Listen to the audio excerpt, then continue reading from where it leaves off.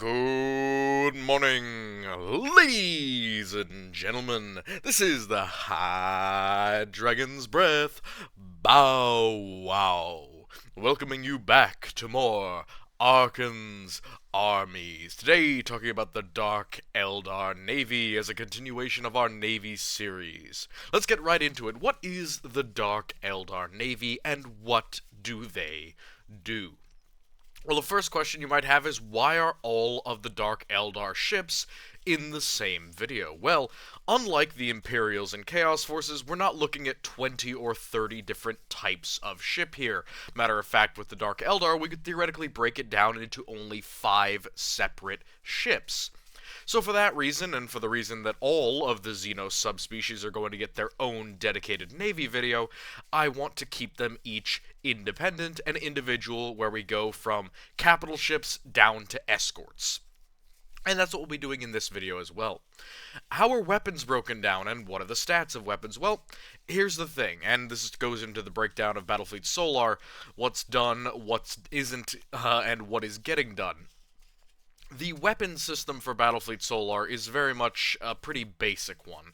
You essentially just have 4 stats. You have range, you have armor penetration, you have damage, and you have number of shots. Now, that breaks down for a lot of different weapons, but really what it comes down to in these analyses is how good a weapon is against other Imperial ships, for example, at breaking through armor or at penetrating void shields. We saw before with Imperial vessels that certain weapons, like macro cannons, were far superior to lances when it comes to bursting down and destroying enemy void shields, but lances were superior in their actual physical armor penetration and their one-shot damage in addition to range. So do not worry, this is one of the things that I had stats for. However, Battlefleet Solar is still a developing system, and hopefully over the next month, not only will I have the rest of the Battlefleet Solar system out for you guys, publicly usable by all of you, but also, I will have Corrupt Contenders out with it, as that RPG system has been one that has been around for about as long as Battlefleet Solar, and the naval system for Corrupt Contenders is Battlefleet Solar, the game. So, getting back to the Dark Eldar, basically they have a 2-tier navy. Tier 1 is your Raiders, your Mega Scouts, and your Colors. Raiders are pretty simple. It's an escort or light cruiser or gang of escorts that go out and strike very weak targets. Undefended merchantmen, practically undefended planets, anything with a human population that isn't going to resist. We are not going to need more than 100 Dark Eldar to really do the job of raiding and invading. Mega Scouts are another thing. Because the Dark Eldar are considerably less numerous in terms of both navy and population than the Imperium of Man, they're not going to have as many escorts as the Imperials will. Where Imperials like to pair up escorts into squadrons, the Dark Eldar will often have their individual escorts be individual. So an entire battle group or patrol may only have 2 escorts instead of the 3 or 4 that the Imperials will have, and sometimes they will only just have 1.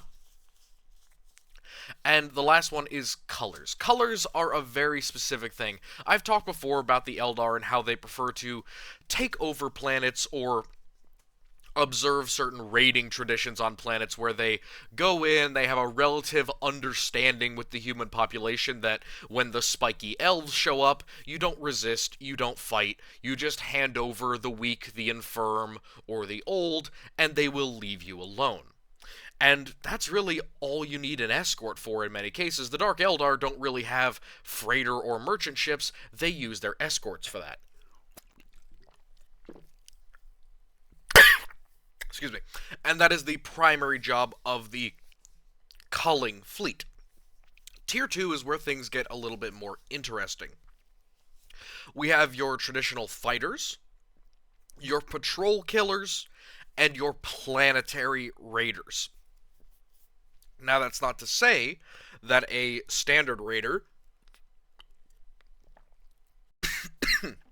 excuse me, can't attack a planet, but that is to say that the Tier 2 Navy, those more cruiser-class vessels, are preferable when it comes to dealing with planets' orbital defenses, because most of the light cruisers and the escort class vessels are not strongly enough armored or protected to really deal with that level of orbital protection.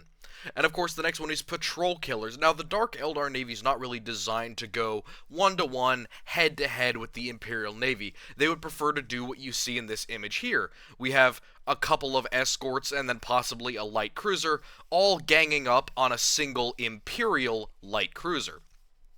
Now, of course, in a one-on-one fight with any of these vessels, this light cruiser would probably absolutely body them. But with a 4-on-1 fight, now the light cruiser is in considerable danger, even when it's just enemy escorts. But for patrol killers, having multiple cruisers or multiple light cruisers ganging up on Imperial cruisers is the way that they like to go. Having an overwhelming firepower advantage is really going to come down to good planning and to particularly good use of the Eldar technology. So let's move into that.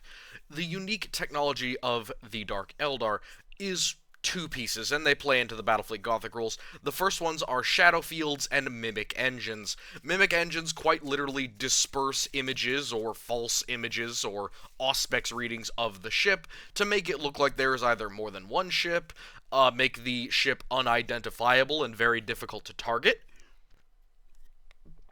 And then, of course, the shadow field not only works as a kind of void or refractor shield, but it also literally physically obfuscates the Dark Eldar vessel and makes it very difficult to target and see, which makes it difficult to hit, and we'll talk about that on the next page. Ship variability versus classes. Now, with the Imperials, we had different classes of ship that were based upon kind of specific characteristics, including their design and what they were armed with. With the Dark Eldar, it's not so specific. A light cruiser is a light cruiser is a light cruiser. They all have the exact same design. The only difference in the subclasses is denoted by weaponry.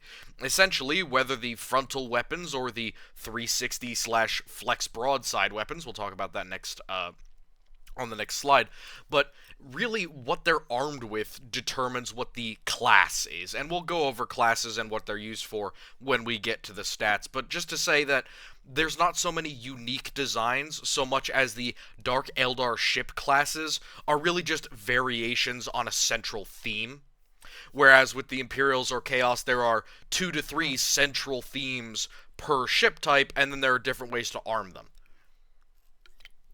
And then finally, coming from Kamara, what do they do? Well, the Tier 1 raiders will go out from a Cabal in many directions. They may have specific targets, like this one here. You can see a small group of 1 light cruiser and 3 escorts are attacking an Imperial light cruiser. You know, maybe it's a target of opportunity, something that they understood was coming through by stealing a bunch of intel from the Imperials, and then finding out that a lone light cruiser was going to be on its own in this direction. And they go out and raid it. What happens with Tier 2, however, coming out of Kamara, is they pretty much jump out of anywhere. Having a cruiser literally appear in the middle of nowhere, with absolutely no idea how it got there, because of course they don't travel through the warp, they travel through the broken webway, means that they can pretty easily show up in locations that they aren't necessarily supposed to or aren't expected to. There are a lot of webway gates and unidentifiable ways into Kamara that we as humans have absolutely no idea about, which means that the Dark Eldar have a raiding apparatus that works completely differently from the standard Imperial pirate. An Imperial pirate might lurk along a not-so-commonly traveled trade route, whereas the Dark Eldar are going to identify a location and then maybe sit on it for a couple centuries, maybe a couple thousand years, and then when they feel like it's the right time, or they've left the hot spot alone for long enough that whenever humans remembered that there was a warp gate there have died of old age, well, they pop back out of it again, and like Whack-A-Mole, the Navy is constantly having to deal with new Eldar incursions every single direction, often towards the same target, which is very frustrating For the Imperial Navy, they want to intercede themselves between a Dark Eldar raiding force and an Imperial planet, because that Imperial planet, every time it gets raided, complains to the Administratum, who complains to the Navy. And, they're required to ensure the safety of the Imperial citizens. If they're repeatedly failing to do that, because the Eldar are either destroying any light escort that they leave behind, or they're evading any stronger patrol that they try and catch them with, it can be very, very frustrating and quite annoying. So, weaponry. Some special rules that the Dark Eldar have within Battlefleet Solar is very specific. Their anti-aircraft is counted as a percentage rather than being based off of their auspex. This is because of the Mimic engine and the Shadow Field. It isn't necessarily that you're firing at enemy aircraft or knocking enemy aircraft out of the way with anti-aircraft guns like the Imperials do. Literally, things that try and target you, missiles, enemy lock-on weapons, even enemy ships in their entirety that get close can totally miss because the Mimic field and the Shadow field can make it very hard to know what the actual outline of the vessel is, especially because the Dark Eldar ships are very thin, very swept, and often very spiky. So they have a broken up outline to begin with, and then on top of it, they have two separate methods to obscure themselves in space. They have another rule called flexible movement. Generally, at the end of each turn or at the end of each movement for a ship, you get to turn it 90 degrees. It's either at the beginning or the end. You get to turn your ship 90 degrees. But the Dark Eldar, because their ships are very maneuverable and because they're using Xenos technology, they get to completely flip 180 degrees. So they can totally change directions and expose a lot more of their weaponry with very little extra movement. And then finally, they have another special rule called slippery. Slippery essentially means that they cannot be critically hit if they're not positively identified. So positive identification essentially means that an enemy ship is within a very short distance from the other ship. It's within half of their auspex radius, which is usually about 10 grav, or 10,000 kilometers, or 100,000 kilometers. If that essentially means that if you are aiming at a ship, you won't be able to get critical hits on it, which, given the fact that a lot of Dark Eldar vessels don't have very good shielding, they rely upon slippery and upon the anti-aircraft numbers to essentially prevent them from getting beaten out by much stronger, more powerful ships. So you can already see how the Dark Eldar Navy is very, very much like a raider and spooky, sneaky navy. They're not really meant to sit in the pocket and blast out with a bunch of heavy weaponry. Now, they can do that, especially with those Tier 2 fleets that I talked about, but their raiders really aren't designed to do that. If you have an Imperial escort that's chasing a Dark Eldar escort, not only is it moving slower, not only is it less maneuverable, it's also having a harder time chasing down and shooting the Eldar ship, because it's literally unable to critically hit, and it has a very hard time hitting it with anything that requires anti-aircraft, because the Dark Eldar have a very high chance of either making it miss or shooting it out of the air. Speaking of things that make it very hard to chase down Dark Eldar ships, broadside and flex weapons. So, with the Imperial ships, flex weapons have a 360-degree angle of fire, broadside weapons have a 90-degree angle of fire. The Dark Eldar, their broadside and flex weapons are combined, so they don't have ones that are limited to 90 degrees. Essentially, they have all of their weapons capable of firing at least 270 degrees at all times, except for their fixed weapons. And they have two specific types of these broadside flex weapons. It's kind of either or. Consider it like a 270-degree arc. They just can't shoot directly behind themselves, which is why they get to move 180 degrees. The first one is the Dark Matter Carronade. Now, Dark Matter Carronades, or Dark Matter Cannons, are multi-shot cannons, and they're really, in the game terms, a cross between a macro and a plasma weapon, including high armor penetration, but also multiple shots, lots of damage, and the ability to knock out shields fairly well. However, in terms of lore, this is just a standard dark matter weapon. It's pretty significant. It's a very large one, obviously being ship-sized, and more banks of it can be put on Dark Eldar vessels, but this is a pretty solid mid to close range option that doesn't really suffer from any of the negatives of macro cannons, but it isn't necessarily as good at knocking out shields as macro cannons are, as it's a dark matter weapon and not a physical weapon. Because again, void shields have an easier time dispersing energy or explosions than they do dispersing physical objects. Dark matter cannon, for that reason, it has similar stats to a macro cannon, other than having better armor penetration. It also doesn't have that increased void damage. The next one, and the one that you'll see on most Dark Eldar vessels, the Dark Matter carronades are pretty much limited to only a few ships, though an interesting thing, a lot of Dark Eldar vessels can swap out their weapons at certain times, so you can have Dark Matter carronades, and then you can switch it out for a Scythe missile launcher, and that could change the designation of the ship, or it could not. It's not entirely clear.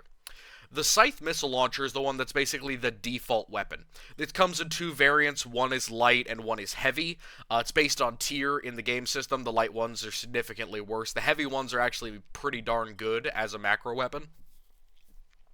They are a standard missile launcher or a battery of missile launcher with slightly less shots than our Imperial missiles, but significantly more AP and damage. In terms of damage, the heavy ones are about 3 times as much damage, and in terms of armor penetration, they are, again, 3 times as much AP, or a little bit less than 2 times as much AP in the light versus heavy versions. The Scythe missile launcher is a more traditional missile weapon, which means that it does struggle with void shields because, of course, it is a physical and an explosion instead of just physical like macro cannon. So it doesn't have that bonus, but it has lots of shots, very good AP, and with that extra shooting, it does a lot of damage. So this is very versatile and helpful against escorts, but in a pinch, in large batteries, it's actually deployed against cruiser-class ships. There are not many vessels in the Dark Eldar armory you will see that stand up to capital ships all that well. There is only one type of Dark Eldar capital ship. Again, in design, there are some sub-variants, but outside of equipping them with Dark Matter carronades, they're not really going to stand up to Imperial capital ships on a one-to-one basis, generally. Again, there are some better ones, some worse ones, but if you were to put them up against each other, the Dark Eldar just aren't as tough, aren't as durable. They lack a lot of the shielding because they rely on their mobility and their anti-aircraft, mimic field, shadow field, etc. to help deal with that. Now, what the Dark Eldar do, we'll talk about when we get to their capital ships, but in general, if you were to put them one-on-one with, say, a Grand Cruiser, they would have a very hard time winning. The next options are fixed. Now, there are 3 fixed weapons for the Dark Eldar. They have the Phantom Lance, which is essentially an improved fixed lance weapon. The Dark Eldar do not have side-mounted lances, they just have frontal. And these are very strong, very powerful. Again, the whole thing with lances is essentially once the enemy's shields are down, the lance will be able to do a ton of damage no matter how armored the target is. The next one is launch bays. There are 2 different types of launch bays, but generally it's based on what aircraft is coming out of them. Does it really matter ship to ship? Not really. You can kind of pick the Impaler border boats or the hotshot pilots. The hotshot pilots are flying things like this, like the Razor Wing and the Doom Wing and the bombers and all that, the Raven Wing, all that type of fancy hotshot pilot stuff. They're going to be slightly better than the average Imperial Navy flyer, and they are significantly reliant upon speed to do most of their damage. So it isn't necessarily that they're armed all that much heavier than the Imperial variants, it's more just that they are faster than the average Lightning, and considerably more maneuverable. And then the Impaler boats, these are boarding craft similar to Imperial boarding torpedoes, except that they are reusable. Again, some boarding torpedoes are reusable, like Ursus Claws, but that's not always the case. But the Impaler boarding boats, some ships are intentionally mentioned as having those, but it doesn't necessarily say that they require, say, like torpedoes or anything other than the regular launch bay. So I've put them together in this because launch bay is a launch bay is a launch bay, essentially, but based on tier, you can launch more or less of them. And of course, they have bombers as well on top of their fighters. Now, the last one is Leech Torpedoes. Leech Torpedoes have a bit of a complicated lore, kind of like black, dark matter, black hole bombs. These are not really all that good in terms of damage. In comparison to Imperial torpedoes, they're about the same. But the big advantage of Leech Torpedoes is that they essentially drop a vessel's energy and momentum to 0.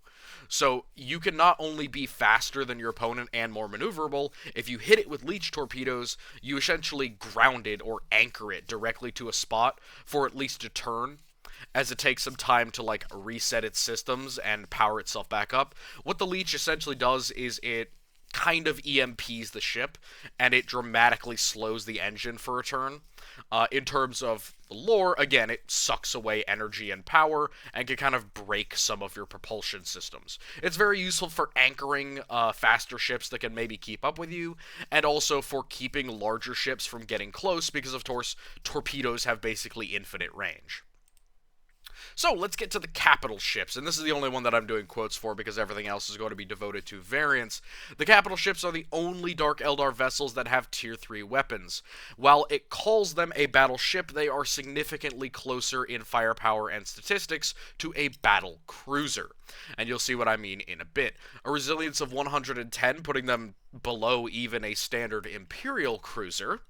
Again, that's not great. These are not very tough. They're very long, thin, spindly ships that have a lot of vulnerable areas, especially at the mid and rear.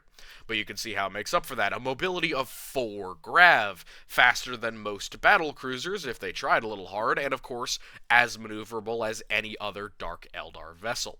With an accuracy bonus of 20, which is essentially the Auspex for this, and the Auspex power of 18. Now, accuracy bonus is essentially related to crit rate, whereas Auspex power is related to how far they can see, and you add those together to get the point defense. So if you shot torpedoes at the battlecruiser, and you got a hit, the battlecruiser would then roll a D100, and if they got below a 38, they would deny you that hit, essentially shooting the torpedo out of the air, or having it miss them because of the mimic field. A very special thing that the Dark Eldar alone can pretty much do. Armor resistance. We've got 18 armor up front, and you'll see this is pretty common with a lot of Dark Eldar vessels. This forward curved prow is the toughest and largest portion of the vessel, giving it 18 frontal armor. Now that's not bad. That's definitely on par with something like a heavy cruiser, or even a battle cruiser in some cases, or, you know, of course, the Grand Cruiser, but you can see that its side armor is nowhere close to that at 18. Its three-quarters armor is only 14, putting it on par with the average cruiser. However, it only has 12 layers of voids, which is pretty below any capital ship. It is significantly below something like a battleship, which is why I compare it more favorably with something like a battle cruiser. You'll also notice with the Dark Eldar vessels, they have a significantly low manpower. Now, this is the largest ship in the entire fleet, and where Imperial ships would have 12, 11, 14 manpower, the capital ships for the Dark Eldar only have 6. Now that means that bare minimum 6,000 Drukhari will fit inside of the battleship or battle cruiser.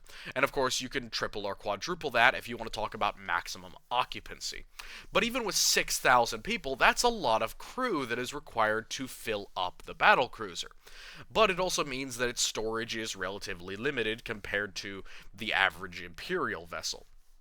Now again, flex fire batteries, the stuff we're not going to talk about as much because the variants will detail that, but in general the flex fire batteries are 2 weapons batteries or 2 side launch bays. Now I talked about fixed launch bays, and most vessels have those. The battleship is the only, or the battle cruiser is the only exception, where it can have launch bays on the side instead of those 270-degree firing weapons batteries.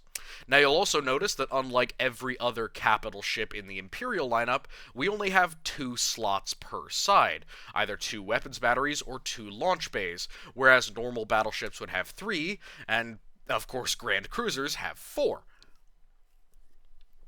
So why is that? It's essentially a make-up for the fact that these things are so fast and so difficult to hit, and they have all these special rules.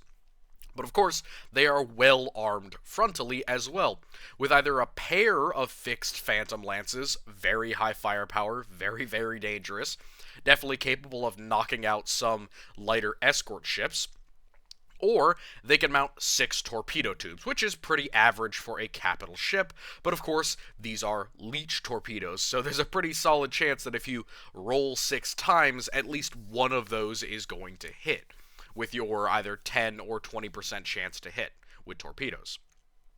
Pretty good, pretty solid. Let's talk about the variants now. You'll note that, again, no macro cannons or flex weapons here. The flex fire batteries are just those 270-degree weapons. And again, where it says weapons batteries, it could theoretically be dark matter carronades. But usually they're listed as having scythe missiles, but I think you could swap them out. It may change what variant it is, but again, that is not very clear from the lore. The first variant is the Dying Sun variant, which is up here at the top. I know these are very grainy photos. I can't get much better than them. So it has one fixed forward lance. It has, one fixed forward lance and a side launch bay and scythe missiles. So this is kind of the multi-job, where it has one lance in the front, two sets of launch bays, one on either side, and then two sets of weapon batteries, one on either side. The Dying Sun is really going to be your all-rounder, essentially. It has aircraft, it has a long-range weapon, it has weapons batteries, so it could do a lot of different stuff. Moving on to the Falling Moon, we get a lot less of that flexibility. We're looking at the full set of 6 torpedoes. In addition, we're looking at another fixed frontal lance. So again, either 4 torpedoes to 6 torpedoes, but in this case, 6 and a lance. And then it has purely scythe missiles on the side. So this one is much more of a medium to long range firepower. If it chooses, it can face forward and fire with all of its weapons at the same time, but if it was ranging or traveling at high speeds and flipping around all the time, it could just open up with scythe missiles and then wait to use its lances and torpedoes. So not relying as much on the launch bay essentially gives it a much easier time in that ranger-ish capital ship role, where it doesn't have to get into the battle, but it can because it has more outright firepower with doubled up side missiles or dark matter carronades. Sorry. The last one is the Obsidian Rose, which is down at the bottom, and it's one of the more unique ones. It is essentially a full firepower build. No fancy torpedoes, no launch bays. It's 2 lances and 4 sets of scythe missiles or dark matter carronades.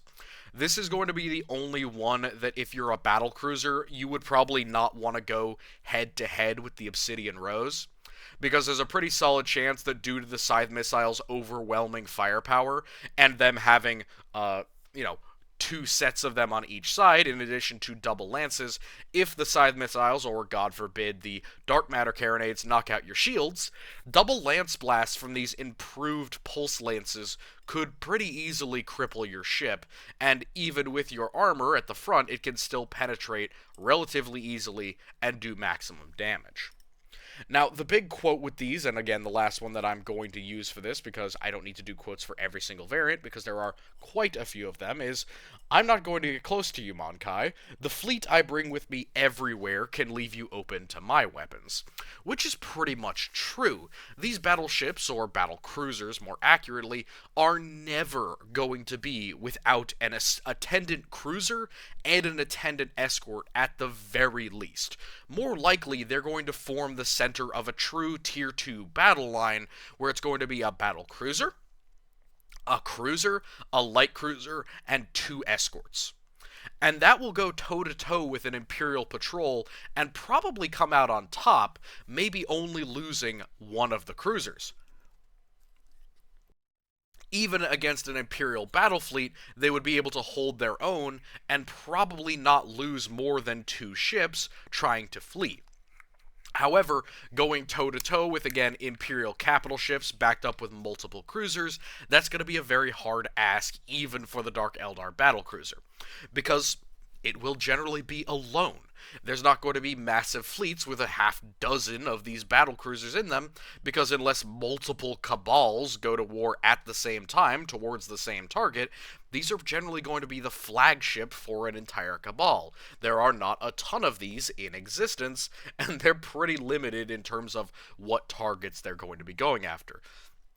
They're going to be attacking targets where enemy capital ships are going to be, and they need to be there to provide that long-range fire support once the other lighter ships go in and soften up the targets. And once that's done, these things can do an absolute number on a lot of different enemy ships. So, moving on to cruiser-class vessels, there are three subtypes here: the light cruiser, the Eldar cruiser, and the torture cruiser. So let's start out with the Dark Eldar cruiser. Again, a resilience of 60, that's much more on par with an Imperial light cruiser. A mobility of 4 grav, still keeping it quite quick here, faster than the Imperials. Accuracy bonus 22, Auspex power of 16, and a point defense combined of 38, exactly the same as the battlecruiser.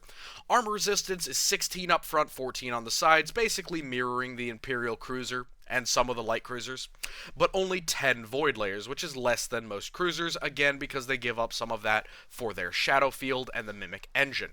With a manpower of only 3, they're about half as manned as the average Imperial cruiser, and their flex fire batteries include 2 weapons batteries, and their forward fixed weapons either include a phantom lance, 4 torpedo tubes, or 1 launch bay. Now again, fixed forward launch bays are pretty common, and there are occasionally versions that will swap them out for side launch bays, but usually it's just a fixed forward or a fixed underbelly sometimes, depending on how you interpret it. But you'll see as well, unlike normal Imperial cruisers, they don't have 6 torpedo tubes, they have 4. So, variants here, we have the Bleak Soul, which is missiles and a fixed launch bay. So, a single fixed launch bay and then 2 sets of missile batteries, 2 on each side. The Bloodied Claw, which is essentially the same exact thing, but it swaps out its missiles for torpedoes. And you'll notice these ones, a pretty consistent theme here, even if we don't factor in the fact that those missiles could be swapped out for dark matter carronades. We'll talk about that in a second. But these have a very specific role. They have a single kind of brawler weapon and then a much longer ranger weapon. And you'll see that's very consistent with Dark Eldar cruiser ships. They want to have one weapon with medium to long range that can snipe out and shoot at enemy escorts, perhaps in an attempt to slow them down, perhaps in an attempt to chase them down, but more likely than not, just to provide a killing blow when they're more weak, flexible broadside weapons manage to take down the enemy shields. Now, that's not the case with the Fiend Ascendant. The Fiend Ascendant is one that I think most likely swaps out dark matter carronades for the missiles, and that's because it uses a launch bay. Now, again, the the Bleak Soul and the Ascendant in the lore are the exact same loadout. They have the same exact weaponry, missiles and a fixed launch bay. What's the difference between them? In the lore, nothing. In my opinion, in my estimation, it would make more sense for some Dark Eldar vessels to take dark matter carronades over scythe missile launchers. And the Fiend Ascendant would make the most sense to me because, of course, it takes the Bleak Soul's architecture and then swaps out a much higher damage, shorter range weapon, so that it can still use its launch bay for other things, but it's not limited by having a single long-range weapon like a lance or torpedoes while it's trying to get in close and use its dark matter weapons. And then finally, a purely long-range support cruiser, honestly pretty standard, that again swaps out those side weapons for launch bays, is the Flayed Skull. Now, the Flayed Skull has basically 0 brawler weapons. It is a designate support option. It has 4 sets of launch bays, a lot of launch bays for a lot of aircraft, and a single forward fixed lance weapon. That basically means that it's going to need support assets in order to do anything against enemy capital ships, because launch bays don't knock out void shields, and lances don't knock out void shields. So the Flayed Skull will essentially be having to plink away at enemy escorts using its launch bays, which, can be pretty effective and efficient. Dark Eldar have pretty dangerous craft, but you don't want to rely entirely on launch bays as a cruiser to do all of your damage, because that can be very, very limiting, especially if you're getting chased down. Moving on, the Torture Cruiser. The Torture is one of those classic designs from way back in the day, and it's got some pretty interesting stuff to it. Now, obviously you can see its resilience is only a little bit higher than the Light Cruiser at 45. Its mobility is slower. It's actually a slower ship at 3 grav, with an accuracy of 18 and an auspex of 18, giving it a point defense of 36. All worse than the standard cruiser. However, its armor is exactly the same, and its void shields are actually better. So it gives up a little bit of its auspex power for better shielding. And of course, more manpower at 4. But it is pretty odd as a design, right? So what are its weaponry? Well, it has basically only one. It has a single facing forward fixed keel weapon, which is either a launch bay or an impaler ram. And then, in addition to that, it has either one phantom lance and two torpedo tubes. So this is essentially an all forward, no side, no flex weapon option. It is entirely aggressive.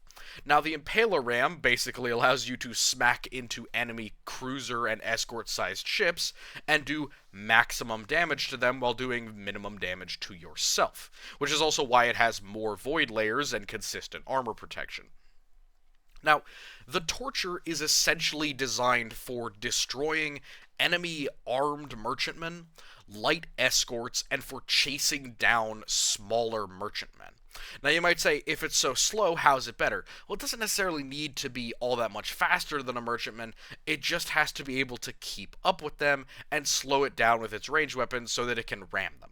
And that's the whole point of the Torture. It basically is a vessel that is designed to hit another target physically, ram into them, shoot off torpedoes and lances at minimum range, or use its aircraft at minimum range to cripple them and then board them.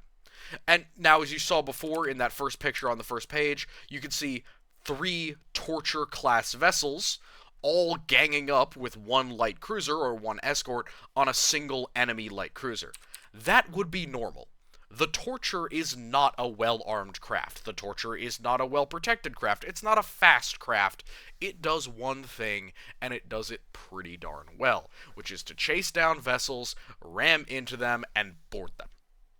So it's a very specialty ship, which is actually why it has specialty rules. The last one for cruisers is the Light Cruiser, the Dark Eldar Light Cruiser. Resilience of 40, an incredible mobility of 5 grav, very fast. Accuracy bonus of 20, Auspex power of 20, giving it a 40% point defense. Incredible, by the way. 40% point defense is almost a coin flip, almost flipping a coin whenever you get struck by an enemy, that there's a pretty good chance that you keep all of that damage from hitting you. Now, of course, that also applies to aircraft, which means that if you're fighting enemy heavy aircraft, essentially if you're fighting enemy carriers, light cruisers are absolutely baller. They can practically resist multiple waves of enemy aircraft because they are so high in their point defense. Now, you'll see something interesting with the Dark Eldar Light Cruiser. They have incredible frontal armor for a light cruiser. 16 frontal armor, that's pretty good, but only 12 side armor, which is worse than most cruisers. With 10 void shields, much like the standard cruiser, and only a piddly manpower of 2. Very small, almost escort-sized vessels, but very well frontally armored and remarkably well armed, as you'll see. Another interesting departure from the standard cruiser architecture is that they only have one weapons bay on each side, or one weapons battery, and then fixed forward, one launch bay, or one phantom lance. Very simple here. The variants are the Baleful Gaze and the Burning Scale. Again, those are basically exactly the same. They just have one set of missiles or cannons and a launch bay fixed forward. The next one is the Bladed Lotus. Again, one that I think probably uses the carronades instead of the missiles, which is why it's a different class. And then in addition to that, it has a launch bay, so a lot more bruisey and brawly, but still with the protection that it has, designed to go up against other light cruisers and escorts, and have a fire advantage over them, while using its launch bay for things like close air support and harassment. And then the last one is the Dark Mirror. The Dark Mirror is kind of an optional firepower piece, unlike the Baleful Gaze and the Burning Scale, which are both designed to use aircraft in conjunction with firearms. The Dark Mirror is designed to use its long-range sniping weapon in conjunction with missiles, essentially eschewing launch bays altogether in exchange for slightly more firepower than the average escort, giving it a significant advantage against enemy escorts. Now again, why am I comparing a light cruiser to escorts? Well, it's essentially because it won't stand up against a standard escort. Look, it won't stand up against a standard Imperial light cruiser. Only 40 resilience. That's like 40% or 50% less than the average light cruiser, and it's a third of what the average cruiser has. And while it's armed fairly well, it doesn't have two banks of weaponry, which means that it will function much closer to an escort than it will function to a cruiser in the Dark Eldar's hands. So, moving on to the true escorts, we've got three designs here. We've got the frigates, the destroyers, and the Corsair. Now let's start with the Corsair, because much like the Torture class cruiser, we've got a weirdo here. The lowest resilience of quite a few different types of ships at 25, it has an insane mobility of 7 grav, putting it on par with some of the fastest ships the Imperium has to offer. An accuracy bonus of 12 and an auspex of 24 gives it a point defense of 36. A little bit lower than some of the frigates, but, not terrible. Armor resistance of 14 forward, 12 to the side puts it pretty solid, but a little bit lower than its other Dark Eldar counterpoints, but more on par with the destroyers. It has 8 void shields, again lower than most of the other escorts on here. So what is the big advantage? Well, number one manpower, very low manning for these vessels, and only one flex fire weapons battery. But you will notice that even at this small size, it still mounts an impaler ram, and or launch bays, phantom lances, or a torpedo tube. The Corsair is essentially a complete one-trick pony. It has one singular flexible weapons battery, which again is that kind of semi-broadside that can still fire 270, but it mounts the impaler ram and another weapon, which means that it can pack a pretty significant punch and chase down other escorts. This is not designed to gun it out with Imperial escorts. It does not have the firepower, and it doesn't have anywhere close to the resistance or the armor protection to do so. So it has to rely on absolute aggression, and, more likely than not, having a partner that will help it out. So a frigate and an escort might be paired in something like a Dark Eldar patrol, where the escort, frigate, or destroyer are going to be destroying things and getting their shields down so that the Corsair can essentially speed in, stab them, and board them. It's almost like thinking of a flying hypodermic needle with guns. That is essentially what the Corsair is. So, moving back over here to the frigate type, we have resilience of 30, pretty average for most escorts, mobility of 6 grav, pretty quick, a little bit faster than most escorts, and accuracy bonus Auxilic power, giving them a combined 40-point defense, again on par with that light cruiser. Definitely the frigate and the light cruiser feel very, very close to each other in terms of most things, except that the light cruiser has more voids and better frontal armor. Only a manpower of 2 for the frigate, and 1 weapons battery, just the same as we saw with the light cruiser. Now, with a fixed 4 weapons, it only gets 4 torpedo tubes or a phantom lance. These generally do not have launch bays. So you'll see that the Venom Blade and the Talon Syrinx are the only 2 variants for the frigate. The Venom Blade uses a forward phantom lance and missiles. Again, that could be swapped out for a carronade. And the Talon Syrinx uses torpedoes and, again, missiles or carronade. Essentially, the only option here is, do you want a lance weapon or do you want torpedoes? Not really much of a pick there. Honestly, if I was to pick, I would choose the torpedoes, because the leech capability of the Dark Eldar torpedoes is very useful. But with a ship this fast, you don't necessarily need it. Moving on to the last one on our list, the Dark Eldar destroyers. 30 resilience, 6 grav, 36 point defense, slightly worse accuracy bonus and auspex than the frigates.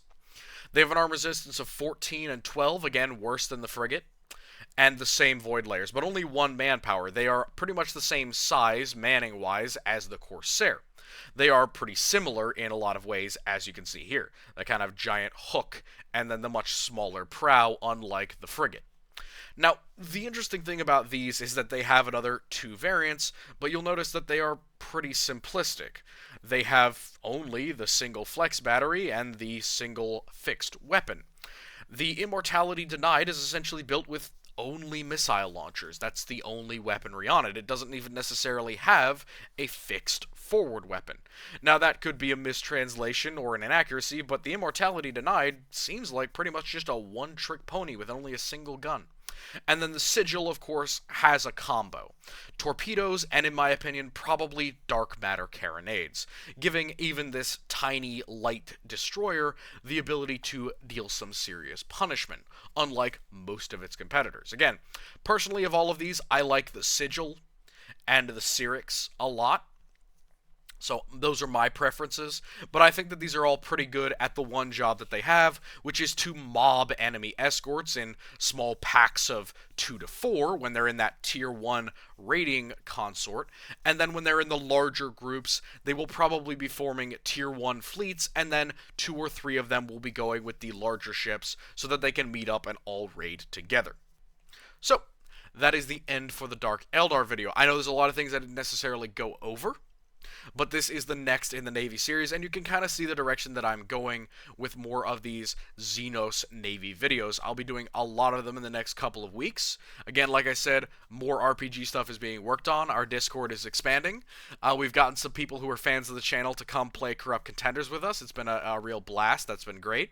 I invite everyone to come, and of course, share us around as we get closer to that 500 mark, that beautiful point where I start giving you guys the better stuff. I have so many things. I have 2 videos, multiple live streams. I have a bunch of art and channel art updates for you guys, and I'm also going to be upgrading my computer rig so that we can hopefully stream and create more stuff, and probably work on a bit more editing for all of you guys so that these videos can be a little bit more concise, a little bit more palatable. But either way, more votes will be up eventually as we get back to the cycle as Navy finishes, but hopefully by the time that we get there, we'll hit 500, so that by the time that we get back into the cycle, we'll have a lot more things. There is another video coming tonight, but it is going to be a couple of days before I bring in any other videos. There's a lot of work that I have to do. I've given you guys like 6 in the last couple of days, and a live stream. I might do other live streams. I do have more videos and stuff to go over, more animations to review, but in the meantime, I wish you all a lovely good night.